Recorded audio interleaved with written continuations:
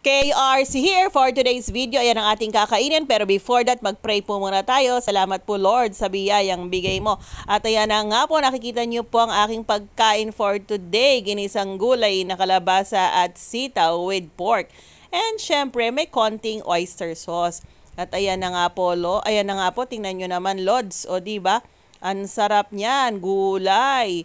Pampahaba ng buhay, 'di ba? Sabi nga ang kalabasa naman daw ay pampalinaw ng mata.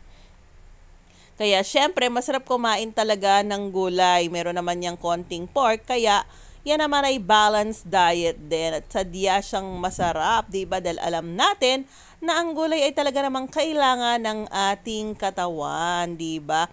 Mahirap naman kumain ng puro perito. Tandaan guys, lagi tayong kumain ng complete balanced diet. At iyan nga, dahil ako ang nagluto niyan, syempre yung timpla at lasa na gusto ko ay nasunod.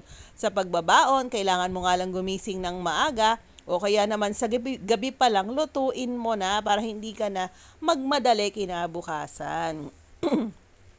Masarap na ang kinakain mo, siguradong malinis pa. Kayo po ba? Mahilig din po ba kayong kumain ng gulay? Ano-anong gulay ang gusto nyong kinakain? Ano ang paborito nyong gulay? At anong luto ito? Ayan. So guys, sana nakatakam ko kayo. Yun lang. Babosh!